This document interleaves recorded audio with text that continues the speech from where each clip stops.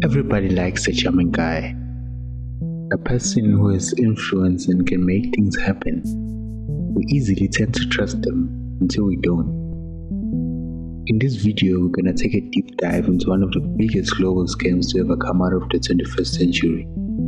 A scam so big that it was able to fool world leaders and big banks alike. A scam that ended up leaving a trail of distraction in its path. Well, let's get right into it.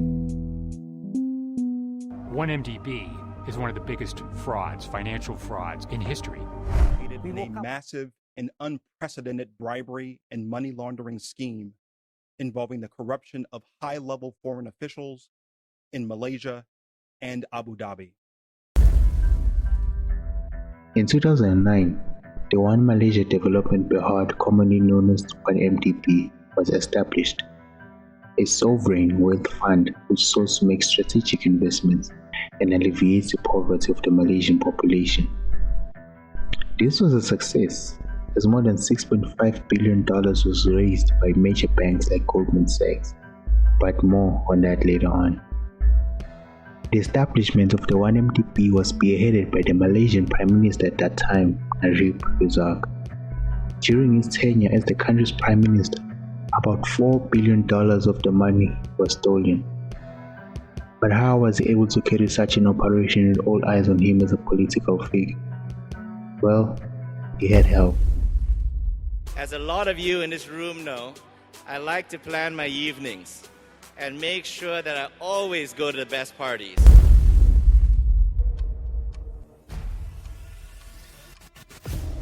Enter the mastermind, our charming guy, Low Taek Joo, also known as Jolo. It is said that Joe was part of the establishment of 1MDB back in 2009 when Najib Razak took office. But how is it possible that a normal citizen can have so much sway over a country? Well, to answer that, we need to understand who Joe is and how he managed to find himself rubbing shoulders with the global elite. Born in 4 November 1981 to a wealthy family, Joe was the last born to two other siblings. Due to his family's wealth, Joe had an impressive educational background. He was educated at an English public school, Harrow, in London. This institution boasts notable alumni, including former British Prime Minister Winston Churchill and the first Prime Minister of India, Jawaharlal Nehru. His family has traditionally maintained a low profile. Low's dad, Hok Pang, funded investment holding company, MWE Holding. His grandfather, Low Taek, was a businessman born in Guangdong, China. His grandfather had interest in iron ore mining, liquor distilleries in Thailand in the 1960s and 1970s, and in real estate in Thailand, Malaysia, and Hong Kong. But back to Joe. While at Harrow, where prominent men had their children at, Low took it as an opportunity to mingle with students from powerful families, including royals from the Middle East and Brunei.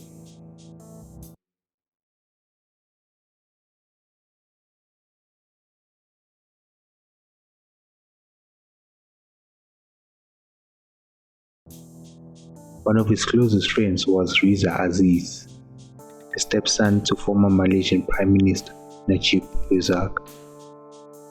Joe then enrolled in the undergraduate program of the University of Pennsylvania's Wharton School, where he continued to develop connections with Malaysians as well as Kuwait and Jordanian interests, and began managing money for his friends and family.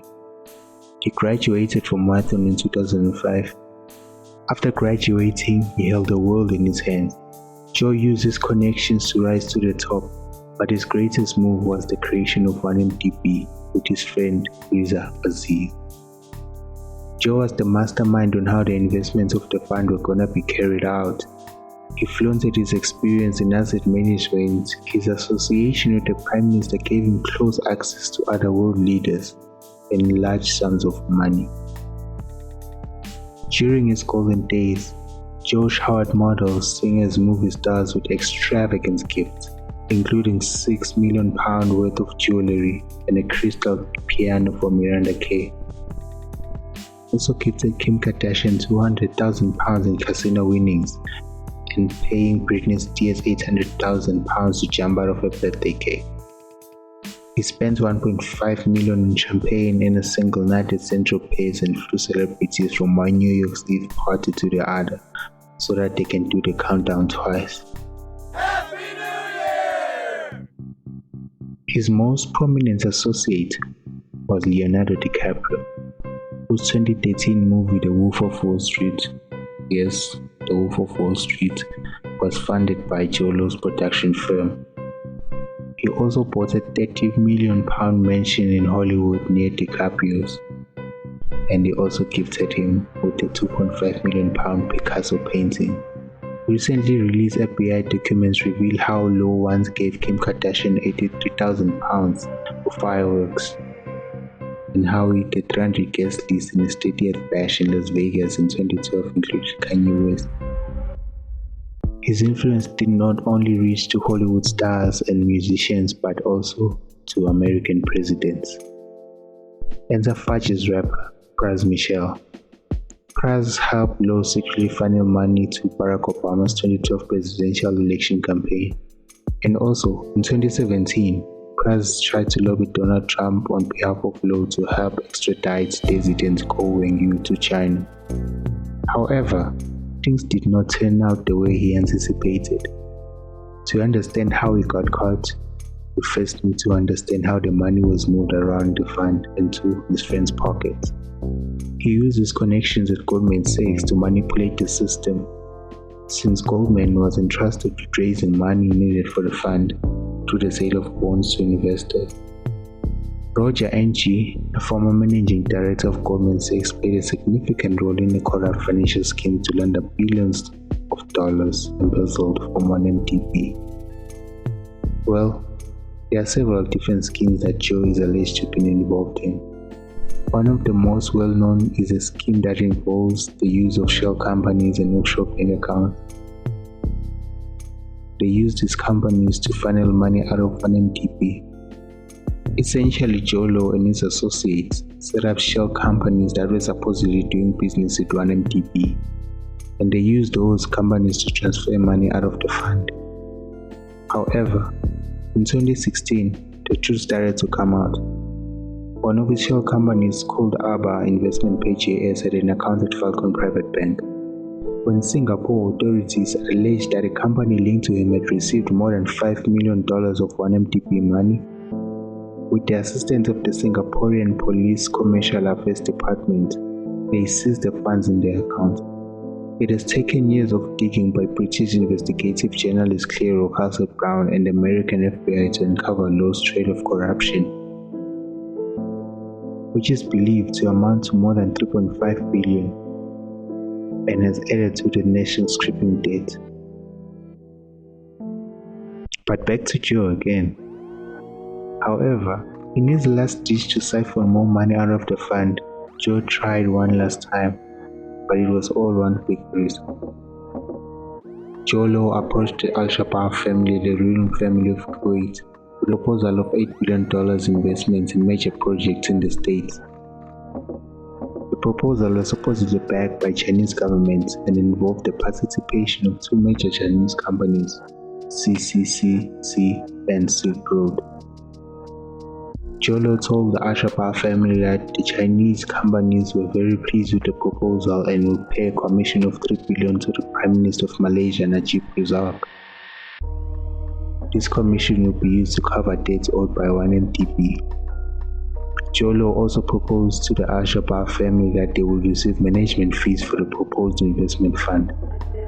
The Al-Shabaab family was initially impressed with the proposal, but some of those close to the deal questioned the genuine nature of the proposal. However, as time went on, the deal never materialized. It is unclear why the deal fell through, but it's possible that the Al-Shabaab family became suspicious of Joe's intentions. The story of Low's proposal to the Al-Shabaab family is a classic example of his schemes to launder money stolen from 1MDB. He used his connections at high-ranking officials in Malaysia and China to try and legitimize his fraudulent activities. But the question remains, Where is Joe now? Well, remember the investigator who worked with the FBI on the case, Claire Castle Brown? She told her son, "I'm very skeptical Joe Low is still with us. He has so much toxic information about deals with China and they can't have him going to a Western court to spill it all out." Some say he's still hiding in China. What do you think of this 41-year-old attempt of global domination using his charm and connection? I'll be interested in your views in the comment section. That's all from me. Thank you for watching. See you in the next video. Hit